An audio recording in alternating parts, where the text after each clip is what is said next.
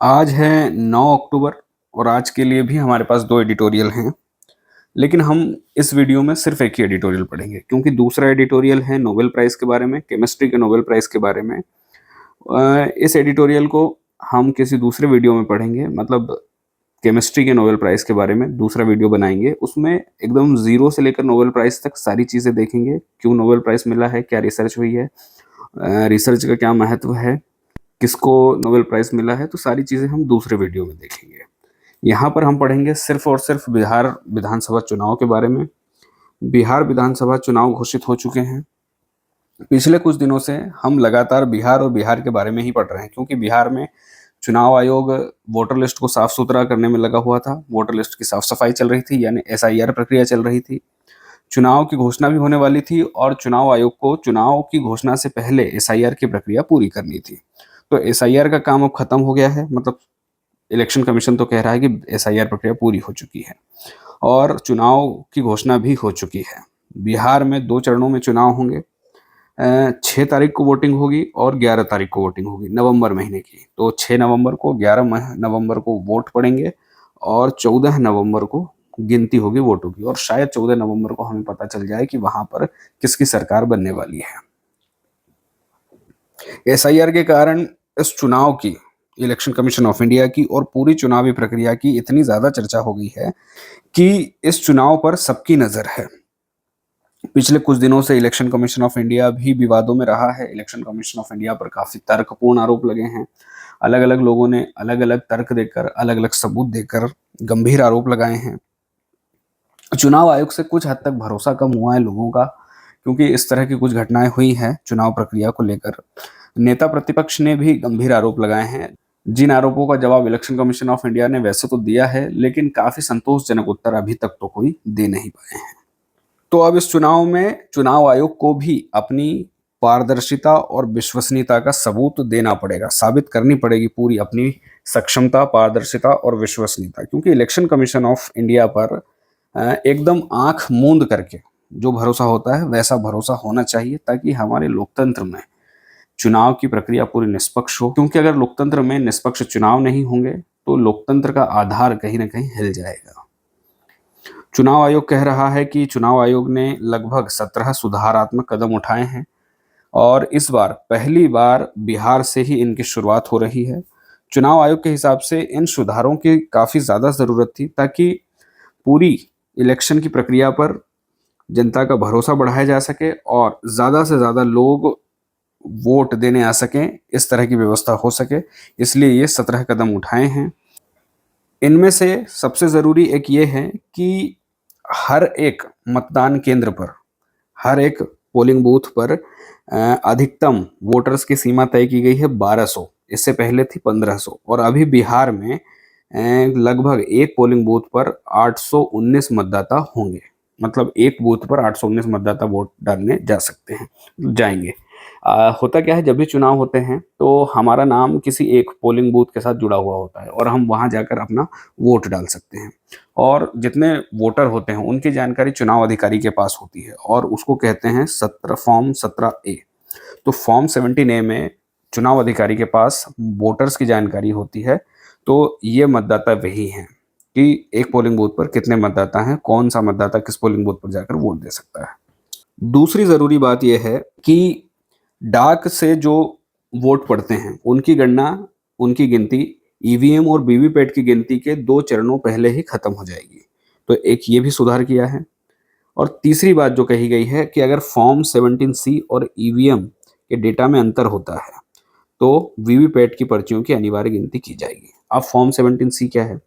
तो हमने कहा था ना कि जैसे कि एक पोलिंग बूथ है, उसमें जो भी वोटर चुनाव में वोट डालने आएंगे तो उनकी जानकारी वो चुनाव अधिकारी के पास होती है, वो फॉर्म 17A में होती है। और जितने लोग वोट डालकर चले गए हैं उनकी जानकारी होती है फॉर्म 17C में।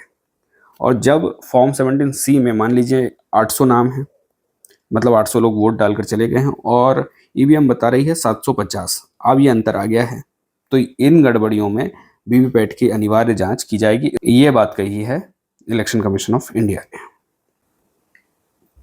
इनके अलावा मतदान केंद्रों पर मोबाइल जमा करने की सुविधा होगी और इस बार इलेक्शन कमीशन ऑफ इंडिया ने एक ईसीआई नेट नाम का एक डिजिटल प्लेटफॉर्म भी लॉन्च किया है, जिसमें मतदाता देख सकते हैं कि पोलिंग बूथ पर कितने लोग फिलहाल उपस्थित हैं, ताकि अगर ज़्यादा भीड़ हो तो थोड़ी देर बाद जाकर वोट दिया जा सकता है या फिर कम भीड़ हो तो जाकर वोट दे सकते हैं। मतलब कितने लोग मतदान केंद्र पर हैं, इसको इस ऐप के माध्यम से, इस डिजिटल प्लेटफॉर्म के माध्यम से देख सकते हैं। इसके अलावा एसआईआर प्रक्रिया हुई है। एसआईआर प्रक्रिया में लगभग 69 लाख नाम काटे गए हैं, जिनकी या तो मृत्यु हो चुकी है या फिर दोहरे नाम थे, मतलब 2 जगह नाम जुड़े हुए थे, या फिर स्थायी रूप से पलायन कर चुके हैं। तो एसआईआर प्रक्रिया में इन लोगों के नाम कट चुके हैं। एसआईआर प्रक्रिया के पहले ज़्यादा नाम थे और अब लगभग 69 लाख नाम कम हैं। सभी राजनीतिक दल, भाजपा भी, कांग्रेस भी, राजद यानी लालू प्रसाद यादव और तेजस्वी यादव की पार्टी, और जदयू यानी मुख्यमंत्री नीतीश कुमार की पार्टी, तो ये सब चुनाव की तैयारियों में लगे हैं। सभी चुनाव जीतना चाहते हैं। 20 साल से लगभग नीतीश कुमार सीएम है। बताया जा रहा है इनकी तबीयत खराब है और शायद हो सकता है इनका आखिरी चुनाव हो, तो इस तरह की बातें चल रही है। बाकी चुनाव तो चुनाव है, चुनाव होते रहेंगे, लेकिन ज़रूरी बात यह है कि निर्वाचन आयोग की साख दांव पर लगी हुई है। यदि चुनाव आयोग की तरफ से चुनाव की प्रक्रिया में किसी भी प्रकार की गड़बड़ी होती है, लापरवाही होती है, किसी एक पक्ष की तरफ झुका हुआ नजर आता है, तो काफ़ी गंभीर आरोप लगने वाले हैं चुनाव आयोग के ऊपर। चुनावी प्रक्रिया पर प्रश्न चिन्ह खड़े हो जाएंगे। तो ज़रूरी है और भरोसा भी है कि चुनाव आयोग अपनी जिम्मेदारी को पूरी ईमानदारी के साथ, पूरी पारदर्शिता के साथ निभाएगा और इस परीक्षा में खरा उतरेगा, ताकि भारत में लोकतंत्र पर, चुनावी प्रक्रिया पर लोगों का भरोसा बना रहे। बात बिहार की चल रही है, तो बिहार के बारे में जानना समझना भी ज़रूरी है। तो बिहार भारत का एक राज्य है। कहाँ पर है? भारत के पूर्वी हिस्से में है। अगर मैप पर देखें तो बिहार के उत्तर में है नेपाल, पूर्व में है पश्चिम बंगाल, दक्षिण में है झारखंड और पश्चिम में है उत्तर प्रदेश।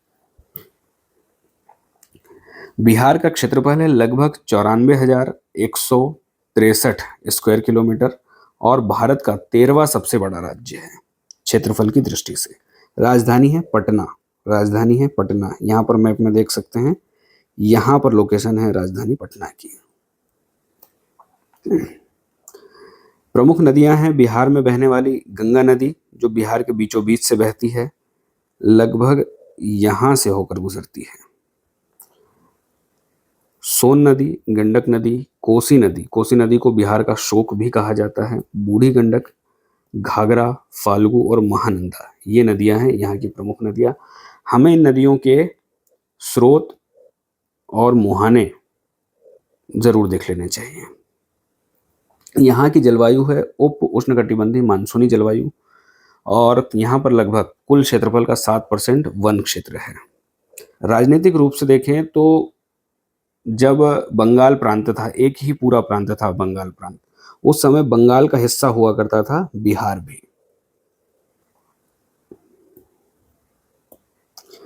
मतलब बंगाल के अलावा जो ये बिहार वाला क्षेत्र है वो बंगाल का ही हिस्सा था उस समय। उसके बाद 1912 में बंगाल से बिहार और उड़ीसा को अलग कर दिया गया। ये है वो मैप, ये ऊपर बिहार और इधर उड़ीसा। उसके बाद बिहार और उड़ीसा को अलग कर दिया गया कब? 1936 में, और बिहार राज्य बना और फिर 2000 में झारखंड बना। तो इस तरह से बिहार का ये राजनीतिक इतिहास है, राजनीतिक यात्रा है बिहार की। पहले बंगाल का हिस्सा था, फिर बंगाल से अलग हुआ तो बिहार और उड़ीसा बना, उड़ीसा से अलग हुआ तो झारखंड और बिहार इकट्ठे थे, और उसके बाद 2000 में, सन 2000 में बिहार से झारखंड अलग हो गया। वर्तमान मुख्यमंत्री है नीतीश कुमार, जिनकी पार्टी है जेडीयू। राज्यपाल है राजेंद्र विश्वनाथ अर्लेकर। विधानसभा में कुल 243 सदस्य है। 243 सीटों पर ही वोटिंग होनी है। लोकसभा में 40 सीटें हैं, राज्यसभा में 16 सीटें हैं। उच्च न्यायालय है पटना में, स्थापना हुई थी 1916 में। बिहार का यदि हम इतिहास देखें तो बिहार में पुराने समय में मगध साम्राज्य प्रभावशाली रहा है। पास में ही वैशाली है, मिथिला है, ये प्रमुख महाजनपद रहे हैं। मगध का इतिहास काफ़ी गौरवपूर्ण रहा है और मगध ने बाकी हिस्सों पर भी कंट्रोल किया है भारत के। तो वहाँ पर राजनीतिक शुरुआत, एक बड़े वंश की शुरुआत, एक बड़े राजवंश की शुरुआत देखने को मिलती है 6ठी शताब्दी ईसा पूर्व में। प्रद्योत वंश, हर्यक वंश, शिशुनाग, नंदवंश, मौर्य वंश, शुंग, कण्व, गुप्त, पाल, तो ये पूरा इतिहास है जहाँ पर मगध में रहकर, मतलब आज के बिहार और झारखंड वाले एरिया में रहकर इन लोगों ने शासन किया है।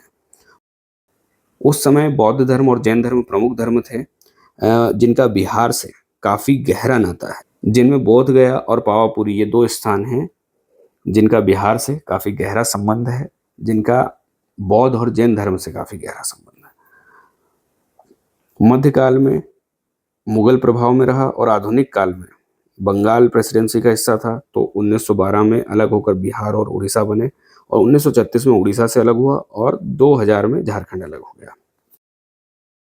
जनसांख्यिकी की बात करें तो 2011 की जनगणना के हिसाब से यहाँ की जनसंख्या है लगभग 10.4 करोड़। जनसंख्या घनत्व की बात करें तो यहाँ का जनसंख्या घनत्व है 1106 व्यक्ति प्रति वर्ग किलोमीटर। प्रति 1000 पुरुषों पर 918 महिलाएं हैं। साक्षरता दर है लगभग 63.8%, जिसमें पुरुषों की साक्षरता है 73% के लगभग और महिलाओं की 53% के लगभग। शहरी जनसंख्या बहुत कम है। भारत में सबसे कम शहरीकरण यहीं पर देखने को मिलता है। लगभग 11% जनसंख्या शहरों में रहती है मात्र। अर्थव्यवस्था कृषि पर निर्भर है। प्रमुख फसलें हैं धान, गेहूं, मक्का, दलहन और गन्ना। प्रमुख उद्योगों में चीनी, डेयरी, हस्तशिल्प, हस्तकरघा और खाद्य प्रसंस्करण उद्योग हैं। प्रमुख उद्योग यही हैं। झारखंड के चले जाने के बाद उद्योगों में और खनन के मामले में बिहार को काफी नुकसान हुआ है। भारत की जीडीपी में 3 से 4% का योगदान देता है बिहार। आर्थिक विकास की दर यहाँ पर 10% से अधिक है। भारत में सबसे तेजी से वृद्धि करने वाले राज्यों में से एक है, लेकिन सबसे पिछड़े राज्यों में से भी एक है। यहाँ पर जो प्रमुख यूनिवर्सिटियां हैं वो नालंदा विश्वविद्यालय, पटना विश्वविद्यालय, मगध विश्वविद्यालय और अरेराज कृषि विश्वविद्यालय। यहाँ पर बोले जाने वाली भाषाएं हैं हिंदी, उर्दू, भोजपुरी, मैथिली, मगही। यहाँ के प्रमुख नृत्यों में झूमर, झुमरिया, झुमटा, विदेशी। लोक त्योहारों में छठ पूजा काफी महत्वपूर्ण है, मकर संक्रांति और बाकी तो होली दिवाली तो सभी मनाते हैं। लोक साहित्य में भिखारी ठाकुर का नाम काफी ज्यादा प्रसिद्ध है। ये विदेशिया नाच भी भिखारी ठाकुर से ही संबंधित है। पर्यटन स्थलों में बोध गया, नालंदा, राजगीर, वैशाली, पावापुरी, पटना साहिब, चंपारण, इनके अलावा भी कई अच्छे स्थान हैं यहाँ पर देखने के लिए। बोध गया में बोधि वृक्ष है, महाबोधि मंदिर है, ये यूनेस्को वर्ल्ड हेरिटेज साइट है। और नालंदा में नालंदा विश्वविद्यालय के खंडहर हैं और ये भी यूनेस्को हेरिटेज साइट है। राजगीर में ऐतिहासिक बौद्ध स्थल है ये। और वैशाली विश्व का पहला गणराज्य माना जाता है, मतलब जब महाजनपद काल था उस समय। पावापुरी जैन तीर्थ है।